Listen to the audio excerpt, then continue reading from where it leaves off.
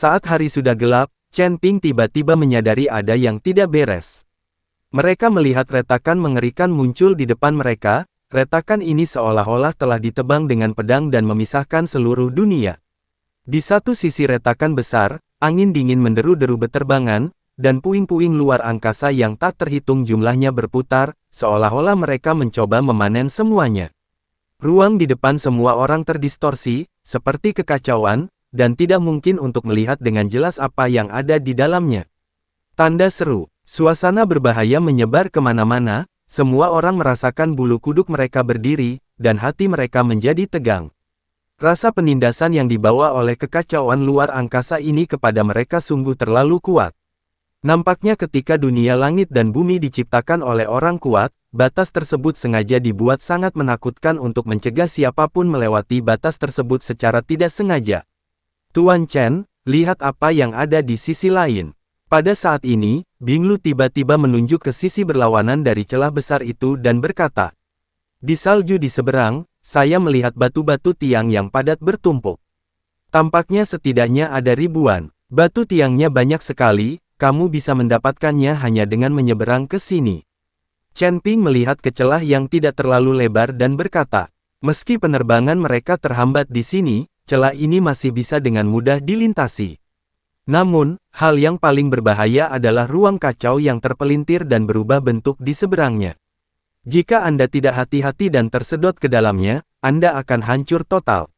Tepat ketika Chen Ping ragu apakah akan menyeberang dan mengambil batu tiang di sisi lain, Raja Iblis Ciyun berbicara. "Jangan kemari, kamu tidak bisa ke sana. Aku memotong celah ini dengan pedangku. Aku teringat beberapa kenangan. Aku pernah bertarung di sini. Mungkin masih ada tulang yang terkubur di tempat ini," kata Raja Iblis Ciyun dengan sedikit cemberut. "Raja Iblis Ciyun terbunuh di sini, jadi pasti terjadi pertempuran. Jika dikatakan bahwa retakan ini dipotong oleh Raja Iblis Ciyun dengan satu pedang, itu masuk akal. Bagaimanapun, dia adalah Raja Iblis dari surga tingkat ke-9, dan dia masih memiliki kekuatan seperti ini.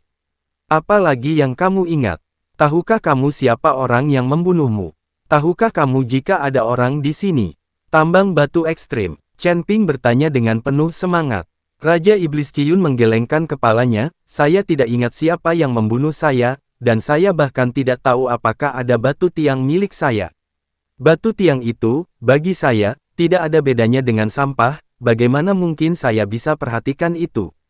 Apa yang dikatakan Raja Iblis Ciyun memang masuk akal. Jishi hanya membantu biksu yang melatih keterampilan es, jika digunakan untuk makhluk abadi, setan, itu benar-benar seperti sampah. "Retakan ini tidak lebar, jadi kenapa saya tidak bisa melewatinya?" Chen Ping bertanya pada Raja Iblis Ciyun.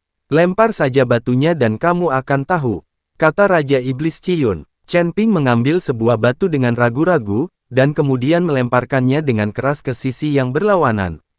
Tapi saat batu itu dilempar keluar, aura kuat keluar dari celah besar dan langsung merobek batu itu. Apa yang terjadi?" Chen Ping sangat terkejut. "Retakan ini disebabkan oleh pedangku. Di celah ini, kekuatan pedangku saat itu masih ada. Bahkan setelah ribuan tahun, kekuatan ini belum hilang. Dengan kekuatanmu saat ini, mustahil untuk melewatinya. Jika kamu mencapai alam Mahayana, kamu mungkin bisa melewatinya," kata Raja Iblis Ciyun. "Lalu apa yang harus kita lakukan? Lihat saja dan lepaskan batu tiang itu. Kamu bilang kamu baik-baik saja, kenapa kamu membuat celah seperti itu?" "Menyebalkan sekali." Chen Ping terdiam. "Sekarang saya melihat bahwa saya telah mendapatkan batu yang luar biasa itu, tetapi tidak mungkin saya bisa mendapatkannya." Raja Iblis Ciyun memutar matanya dan berkata, "Kamu pikir aku bersedia membuat retakan, tapi jika aku memukul lawan dengan pedang, retakan ini tidak mungkin muncul." Raja Iblis Ciyun jelas-jelas memotong udara dengan pedangnya, dan akibatnya muncul retakan. "Lalu apa yang harus aku lakukan? Apakah tidak ada cara untuk mencapai sisi lain?" Chen Ping bertanya. "Tentu saja, aku hanya memutarnya saja. Pedangku tidak bergerak terlalu jauh. Kamu benar-benar mengira aku bisa membelah dunia surga dan manusia menjadi dua?" kata Raja Iblis Ciyun. Ketika Chen Ping mendengar ini, sepertinya dia hanya bisa memutarnya. Dia berharap seperti yang dikatakan Raja Iblis Ciyun, dan jaraknya tidak terlalu jauh. Tuan Chen, saya pergi menjelajahi jalannya. Ada begitu banyak batu tiang di seberang. Sayang sekali jika saya tidak mendapatkannya. Kata Binglu, jangan ke sana, terlalu berbahaya. Kamu tidak bisa melewati celah ini. Kalau mau ke sana, kamu harus memutarnya. Chen Ping segera menghentikan Binglu dan berkata, pergi berkeliling. Binglu tercengang. Para wali lainnya juga sedikit bingung, meski celah ini terlihat sangat lebar, namun tetap mudah untuk dilintasi. Tidakkah kamu melihat bahwa batu yang baru saja aku lempar terkoyak oleh hembusan nafas di celah tersebut? Kata Chen Ping, itu hanya batu. Apa maksudnya? Kekuatan tubuh kita tidak bisa dibandingkan dengan batu. Kata Lan Yingying, ya, selama kita membungkus tubuh kita dengan nafas, semuanya akan baik-baik saja. Kalau kita memutarnya, kita tidak tahu berapa lama waktu yang dibutuhkan. Binglu juga menentang jalan memutar tersebut, lagi pula retakannya tidak terlihat sampai akhir. Ada tumpukan batu ekstrim di depan mereka, mereka harus mengambil jalan memutar, bagaimana jika ada yang menemukan ini? Kita harus berkeliling, ini perintah. Kata Chen Ping dengan ekspresi tegas. Dia tidak bisa menggunakan orang untuk mengujinya, Raja Iblis Ciyun tidak akan pernah berbohong. Melihat nada kasar Chen Ping, Binglu berhenti berbicara. Lagi pula, kepala istana berkata sebelum pergi bahwa mereka harus mematuhi perintah Chen Ping. Selain itu, mereka telah melihat kekuatan Chen Ping yang sebenarnya, jadi mereka juga menyerah kepada Chen Ping. Tapi Lan Yingying sepertinya memiliki pendapat berbeda, tapi dia tidak mengatakan apapun. Chen Ping memimpin jalan sejauh lebih dari 10 mil, dan banyak orang suci mengikuti di belakang. Jika mereka menemukan bahaya, mereka dapat mundur tepat waktu. Tapi saat dia berjalan ke depan, Lan Yingying menemukan embun es. Binglu, kenapa kamu mau mendengarkan Chen Ping? Batu tiang ini jelas ada di depan kita, tapi kita tidak boleh mendapatkannya, dan kita tetap harus mengambil jalan memutar. Monyet, kuda, dan bulan. Lan Yingying bertanya pada Binglu. Saudari Yingying, ini adalah keinginan Tuan Istana, mari kita ikuti pengaturan Tuan Chen. Kata Binglu, ayo ikuti Chen Ping. Kamu bisa diam-diam mengirim 2 orang suci untuk mendapatkan batu tiang itu kembali. Kalau begitu Chen Ping tidak akan mengetahuinya. Aku akan memberitahunya saat aku mendapatkan batu tiang itu kembali dan melihat apa lagi yang bisa dia katakan. Itu hanya sebuah retakan, betapa menakutkannya itu. Lan Yingying berkata pada Binglu. Meskipun Lan Yingying lebih tua, dia hanya bertanggung jawab untuk mengelola murid luar, jadi dia tidak punya hak untuk memerintahkan orang suci, jadi dia hanya bisa bertanya pada Binglu. Saudari Yingying, ini tidak baik. Jika Tuan Chen mengetahuinya, dia akan marah. Binglu sedang dalam masalah. Tidak apa-apa, kami juga ingin mendapatkan Jistone. Begitu kami mendapatkan Jistone, dia tidak bisa berkata apa-apa. Lan Yingying masih membujuk Binglu. Binglu ragu-ragu sejenak, lalu mengangguk dan berkata, oke, saya akan mengaturnya. Binglu kemudian mengatur agar 2 orang suci terakhir diam-diam melintasi celah dan mengambil batu tiang sementara yang lain bergerak maju. Kedua orang suci itu mengangguk dan mulai bersiap. Chen Ping sama sekali tidak mengetahui pengaturan Binglu, dan masih menjelajahi jalan di depannya. Bagaimanapun, tempat ini adalah area yang tidak diketahui, dan dia tidak tahu bahaya apa yang ada di sana. Binglu dan yang lainnya mengikuti di belakang, mereka baru saja berjalan ke depan beberapa saat ketika 2 orang suci terakhir saling memandang dan kemudian melompat. Tubuh kedua orang itu langsung melompat ke udara dan langsung menuju ke sisi lain dari celah itu. Tapi saat mereka berdua mencapai langit di atas celah itu, tiba-tiba nafas seperti pedang yang tak terhitung jumlahnya keluar dari celah itu. Memuntahkan dari celah, kedua orang suci itu tidak punya waktu untuk bereaksi, dan langsung dihancurkan oleh aura ini dan jatuh ke dalam celah. Adegan tiba-tiba ini membuat semua orang ketakutan, terutama Binglu, yang wajahnya penuh rasa menyalahkan diri sendiri, dan Lan Yingying, yang matanya terbuka lebar dan tidak percaya dengan apa yang dilihatnya. Chen Ping juga menyadari ada yang tidak beres dan langsung mengingat kembali dengan langkah pembengkokan api.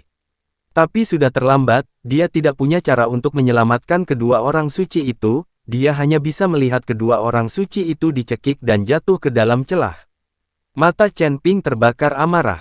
Binglu, apa yang sebenarnya terjadi? Beri aku penjelasan. Chen Ping mengertakkan gigi, suaranya sangat dingin. Tubuh Binglu sedikit gemetar, karena ketakutan dan kesedihan. Dua saudara perempuan kehilangan nyawa karena perintah bodohnya. Meskipun mereka semua tahu bahwa daerah kutub sangat berbahaya dan mereka bisa kehilangan nyawa kapan saja.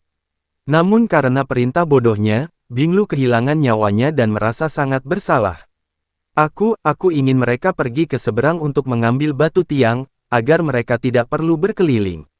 Siapa tahu, Binglu tidak bisa bicara lagi, dan dia menitikkan air mata penyesalan. Apakah kamu menutup telinga terhadap kata-kataku? Bukankah aku sudah bilang kamu tidak boleh melewati celah itu? Chen Ping berteriak. Wajah Binglu dipenuhi rasa menyalahkan diri sendiri dan dia terus menangis. Lan Yingying melangkah maju dan berkata kepada Chen Ping, apa yang kamu teriakkan? Kami juga ingin mendapatkan batu tiang itu secepat mungkin. Siapa yang tahu hal seperti ini akan terjadi, dan kami tidak mau. Aku meminta Binglu melakukan ini. Itu semua tanggung jawabku. Kamu membentakku. Chen Ping memandang Lan Yingying, matanya penuh amarah. Dia tahu bahwa Binglu pasti tidak akan melanggar perintahnya, dan sekarang tampaknya Lan Yingying lah yang berada di baliknya. Idemu, lalu kenapa kamu tidak mengambil batu tiang itu kembali? Karena ketidaktahuanmu, dua orang suci kehilangan nyawa mereka dengan sia-sia. Pergilah sendiri. Jika kamu mati, kamu tidak harus bertanggung jawab terhadap orang lain. Menurutku kamu tidak berani. Orang-orang yang mengikutimu semuanya sudah mati, tapi kamu tidak. Apakah kamu meninggalkan mereka dan lari menyelamatkan nyawamu saat kamu berada dalam bahaya paling besar? Sekarang, jangan berpikir kamu hebat. Jika kamu tidak mengikuti kami, kamu pasti sudah menjadi mayat sekarang. Apa yang dikatakan Chen Ping sulit untuk didengar, dia tidak bisa mengendalikan emosinya. Orang bodoh seperti itu akan membunuh banyak orang.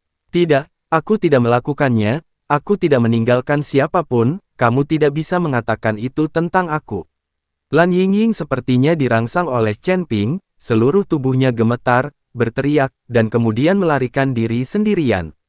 Suster Yingying, ketika Binglu melihat ini, dia ingin mengejarnya, tetapi dihentikan oleh Chen Ping. Biarkan dia sendiri dan biarkan si bodoh ini bangun sendiri. Chen Ping mengabaikan Lan Yingying dan terus bergerak maju bersama Binglu dan yang lainnya. Tetapi meskipun Chen Ping mengatakan itu, hatinya masih sedikit khawatir. Lan Yingying itu sebenarnya tidak buruk, dia juga tidak ingin menyakiti saudara perempuannya, dia hanya bodoh. Jika Lan Yingying jahat, dia tidak akan memperingatkan Chen Ping dengan keras ketika dia berada di kota Nanjing, maka Shen Jizi adalah pembohong. Terkadang, wanita bodoh benar-benar bisa membunuh orang, terutama wanita bodoh yang merasa benar sendiri. Ketika Chen Ping mengetahuinya, dia berpikir untuk mendapatkan Lan Yingying kembali, tetapi Lan Yingying sudah tidak ada lagi. Sekarang Chen Ping hanya bisa berdoa agar Lan Yingying tidak menghadapi bahaya apapun. Bagaimanapun, dia juga berasal dari istana Guanghan. Chen Ping dan yang lainnya berjalan ke depan dengan hati-hati, meskipun mereka juga bertemu monster di jalan, mereka semua tertarik oleh Chen Ping. Itu telah diselesaikan sebelumnya dan Binglu serta yang lainnya tidak diizinkan untuk mengambil tindakan, ini juga untuk memungkinkan Binglu dan yang lainnya mempertahankan kekuatan mereka. Menghadapi beberapa monster berkekuatan rendah, mereka semua ditakuti oleh monster beruang salju yang diduduki Chen Ping. Chen Ping tidak mengejar mereka, lagi pula, dia di sini bukan untuk membunuh monster dan mendapatkan ramuan binatang.